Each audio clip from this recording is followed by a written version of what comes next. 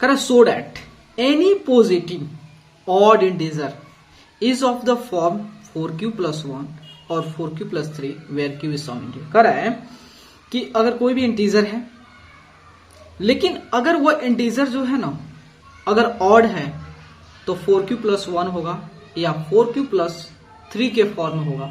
हमको यही दिखाना है, प्रूव करना है। तो यहाँ पे देखिएगा क्या कहना चाहता है। कहना चाहता है कि अगर हमने इसको रिकॉल करें, यूक्लिड डिवीजन लेमा को रिकॉल करें, तो हम जानते हैं क्या होता है उनका स्टेटमेंट, डिवाइडेंड इक्वल टू होता है divisor into quotient plus remainder होता है। ठीक है, तो अगर इस चीज को यहां पुट करें तो 4q + 1 4q + 3, तो हम यहां पे इसे देख पा रहे हैं कि हमारा कोई भी एक पॉजिटिव इंटीजर है और जब उस पॉजिटिव इंटीजर को हम 4 से डिवाइड करें, क्योंकि ये डिवाइजर आ रहा है, ये कोशेंट आ रहा है, रिमाइंडर आ रहा है, जब उस पॉजिटिव इंटीजर को हम 4 से डिवाइड कर रहे हैं तो अपन का जो कोशेंट आ रहा है q आ रहा है, रिमाइंडर 1 आ रहा है। उसी तरह यहाँ पे जो होता है कोशेंट q एंड रिमाइंडर 3 आ रहा है। तो इसका मतलब है भाई कि अगर हमारा जो होता है कोई भी पॉजिटिव इंटीजर है, अगर उस पॉजिटिव इंटीजर को हम 4 से डिवाइड करते हैं और रिमाइंडर में 1 आ जाए या 3 आ जाए, इसका मतलब जो होता है वह हमारा ऑड होगा। जब उसको किससे डिवाइड करेंगे, 4 से डिवाइड करेंगे, तो देखिए 1 और 3 दोनों क्या है, ऑड ही है।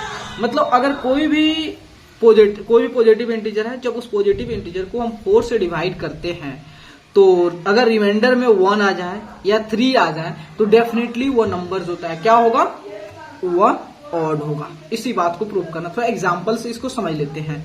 देखिए मान लेते हैं कि अगर हम 17 ले ले, 19 ले ले, 17 हो गया, 90 हो गया और यही दो काफी है। ठीक है, तो अगर हम 17 को जो होता है और 21 भी लेना चाहिए, ठीक है 21 लेते हैं, ठीक है 17 को है और 17 को जब 4 से डिवाइड करते हैं तो 4 बार में 16, रिमाइंडर में 1 आ गया।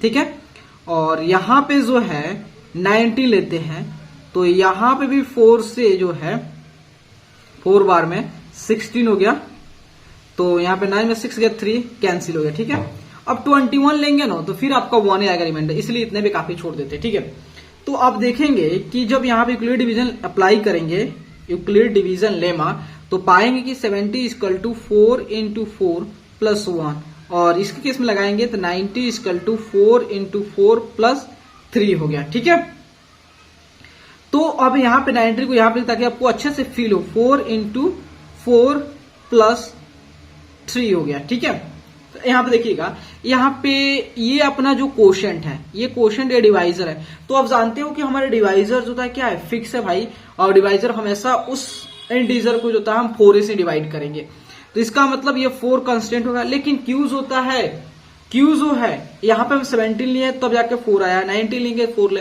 अगर कुछ और लेते हैं तो हमारा क्वोशिएंट जो था अलग अलग आता, उसके अकॉर्डिंग आता है, इसलिए हम इसको एक जनरल लेते हैं, क्यू से डिनोट कर रहे हैं। और रिमाइंडर में भी उसी तरह है, कहीं पे 1 आ रहा है, कहीं पे 3 आ रहा है, इसको भी हम आर से दिखा दे रहे हैं। और इसको हम क्या करें, यहाँ पे देखो कोई भी नंबर ले सकते हो, 17 हो गया, 90 हो गया, 20 हो गया, इस 23 हो गया, कोई भी नंबर ले लोगे तो ये हमारा क्या होगा, इसको जनरली हम एन से डिनोट कर दे रहे हैं। देखो तो हमारा नंबर इस फॉर्म में दिखने लगा 4q + r, जहां पे हमारा r जो है कहां से कहां तक होगा, 0 और जो होता है 4 के बीच में ही होगा।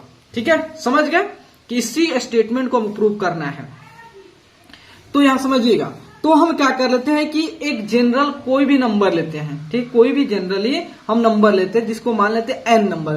तो मान लेते हैं लेट n जो है be any positive integer, positive अभी इंटीजर लेते हैं, ठीक है, अभी ऑड नहीं लेते हैं, पॉजिटिव इंटीजर। तो अगर हम इस पॉजिटिव इंटीजर को हम 4 से डिवाइड करें, ऑन डिवाइडिंग 4, ऑन डिवाइडिंग जो होता है n/4, ठीक है। तो मान लेते हैं 4 डिवाइड करेंगे तो भाई कोशेंट कुछ ना कुछ कोशेंट आएगा, कुछ ना कुछ रिमाइंडर आएगा। लेट q एंड जो है r be the quotient and remainder हो गया, ठीक है, रेस्पेक्टिवली लिख दे रहे हैं, ठीक है।